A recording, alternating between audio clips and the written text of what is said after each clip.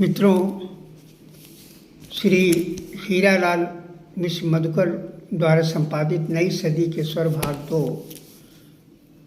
की कविताओं का मैं पाठ कर रहा हूँ।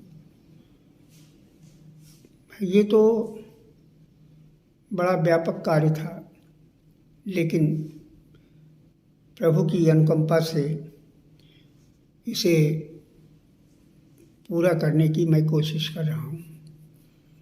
देखिए, इसमें अगले कवि हैं डॉक्टर शीतला प्रसाद दुबे।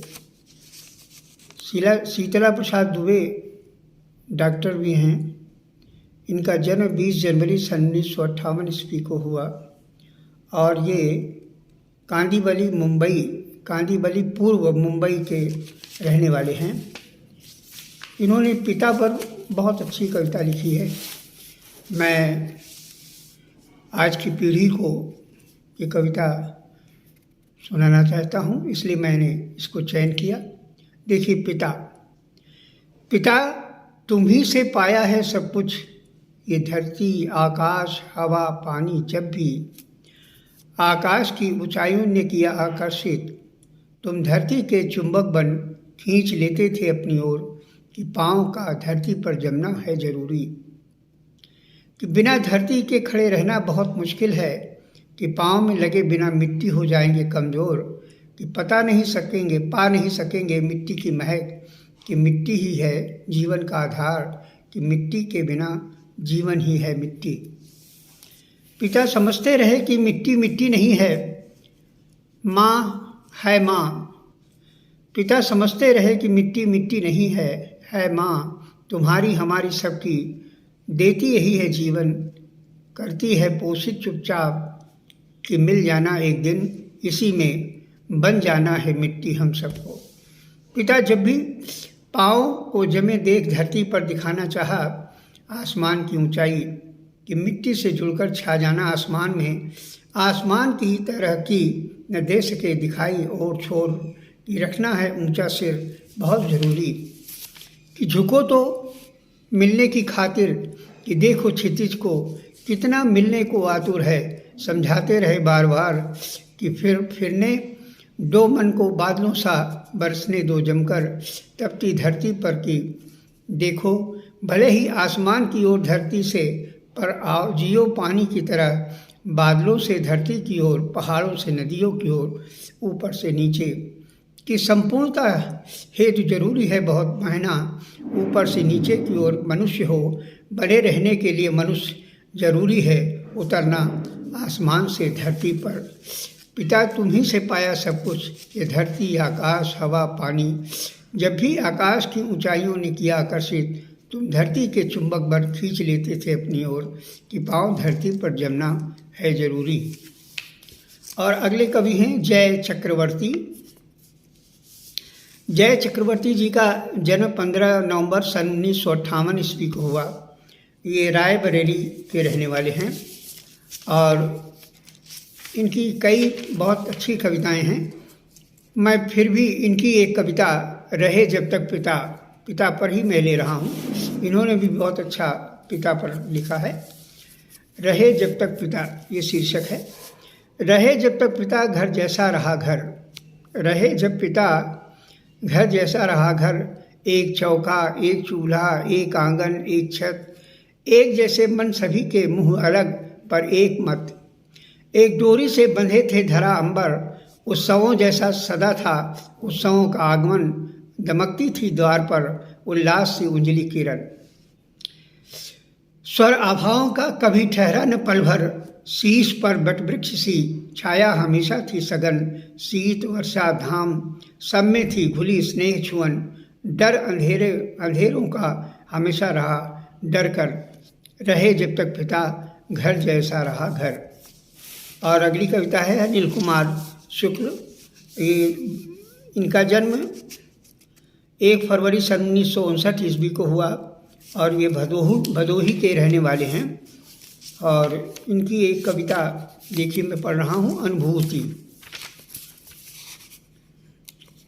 एक सबकी लगभग 5-5, 6-6 कविताएं, 4 कविताएं किसी की ऐसी छपी हुई हैं।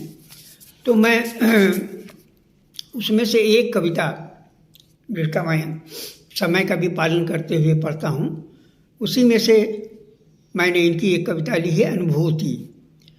अनुभूति बड़ा ही सुख देती है, अनुभूति बड़ा ही सुख देती है, भीतर की सारी पीड़ा यूं ही हर लेती है।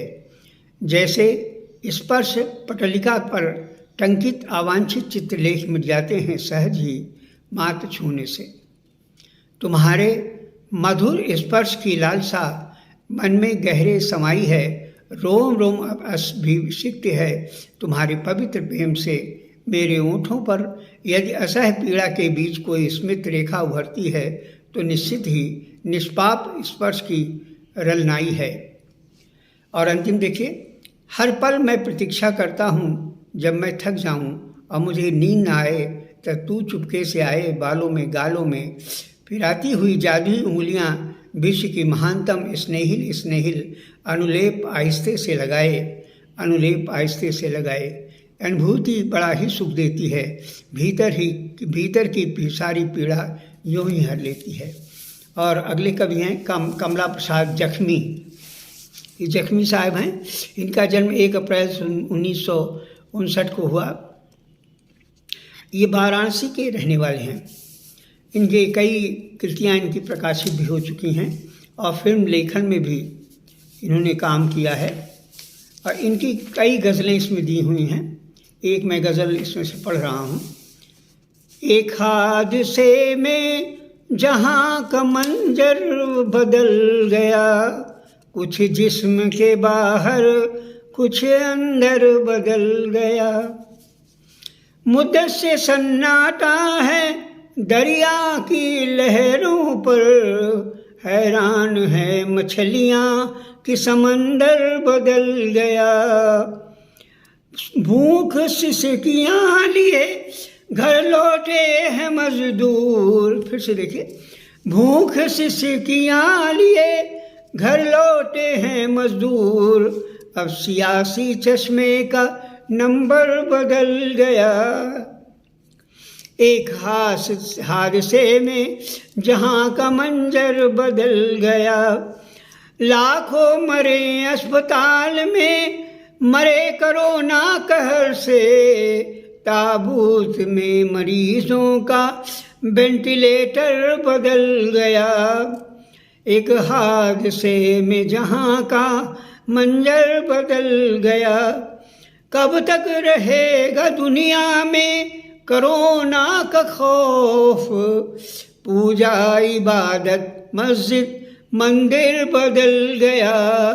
एक हादसे जहाँ मंजर बदल गया।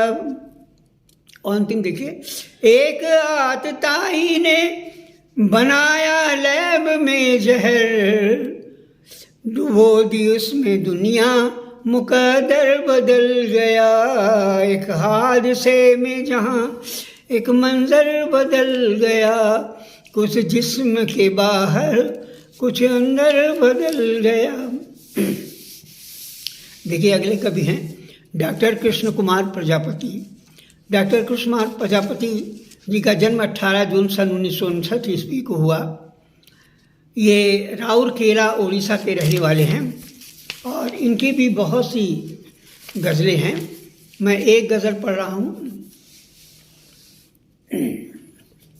इनकी गज़ल देखिए। दर्द का जंगल रौंद के निकला, गम का दरिया पार किया। दर्द का जंगल रौंद के निकला, गम का दरिया पार किया। खून को पानी कर डाला तब सपनों को साकार किया। खून को पानी कर डाला तब सपनों को साकार किया। चुन चुन कर कांटे गुलशन से मैंने सारे हटाए हैं, तुमने तब गुलशन के अंदर आने का उपचार किया। मैंने कब किस्मत छोड़ी है, मैंने कब हिम्मत छोड़ी है, मैंने कब छोड़ा मैदान। हाथों से तलवार गिरी तो बाजू को तलवार किया। श्रद्धा की ताकत थी दिल में, थक के कहाँ बैठे हनुमान। सीता जी की खोज में उसने सागर को भी पार किया। रूस अमेरिका अपना अपना उल्लू सीधा करने को सारी दुनिया को जंगी हथियारों का बाजार किया। रूस अमेरिका अपना अपना उल्लू सीधा करने को सारी दुनिया को जंगी हथियारों का बाजार किया। भूखे आज तलक भूखे हैं, नंगे आज तलक नंगे, देश के नेताओं ने जनता का अच्छा उद्धार किया। भूखे आज तलक भूखे हैं, नंगे आज तलक नंगे, देश के नेताओं ने जनता का अच्छा उद्धार किया। छुपकर फूल चुराने वाले मुफ्त में हैं बदनाम कुमार, माली कहने वालों ने खुद फूलों का व्यापार किया। दर्द का जंगल रोल के निकला, गम का दरिया पार किया। और देखिए अगली कवियत्री हैं डॉक्टर प्रतिमा शर्मा पुष्प। डॉक्टर प्रतिमा शर्मा पुष्प का जन्म 9 अगस्त 1959 ईस्वी को हुआ और ये जल निगम रोड ज्ञानपुर भदोही की रहने वाली हैं। इनकी भी कई कविताएं हैं, इसमें मैं एक कविता इनकी पढ़ रहा हूँ, पुरुषार्थ। रात के चौथे पहर में पंख खोलते फड़फड़ाते पक्षी अपने घोंसले में उनींदी आँखों से दिशाएं भांपते नापते बंद आँखों से तोल लेते हैं दिशाओं का माप, करवटों के बदलने में ही तहाते हैं तयशुदा नित्य का काम। देखिए फिर से मैं पढ़ रहा हूँ। रात के चौथे पहर में पंख खोलते फड़फड़ाते पक्षी अपने घोंसले में उनिंदी आँखों से दिशाएं भांपते नापते बंद आँखों से तोल लेते हैं दिशाओं का माप, करवटों के बदलने में ही तहाते हैं तयशुदा नित्य का काम। तकिए के नीचे से कुनकुनाती है कंधे पर से सरकती सुस्ताती हुई भारी भरकम गृहस्थी की जिम्मेदारियां, पूरे पाप की गठरी खोलते हुए कंधे से कमर तक सिर से पांव तक फड़फड़ाती रक्त धमनियों को झटक रखते हुए धरती पर पांव उठा लेते हैं पुनः जिम्मेदारियों की गठरी। आगे चल पड़ने को रोजी रोटी के जुगाड़ में अनिश्चित दिशा में एक उम्मीद ले, देश गांव जन जन तू जो पहुँचे, पुरुषार्थ स्वहित परहित जनहित, हाड़ मांस का चलता फिरता पुतला, घोंसले के नन्हे मुन्ने चूं चूं करते अबोध चेहरों की मुस्कान ढूंढने, निर्मित करने एक सुखद संसार बनाने, अपनी ही मुस्कान खोद कर वृक्ष लगाने, एक सुखी समृद्ध परिवार बनाने, चिड़ाचिड़ी का समर्थ पुरुषार्थ, मुखिया जिस पर सबका भार, टिका हुआ जिस पर परिवार, टिका हुआ जिस पर परिवार।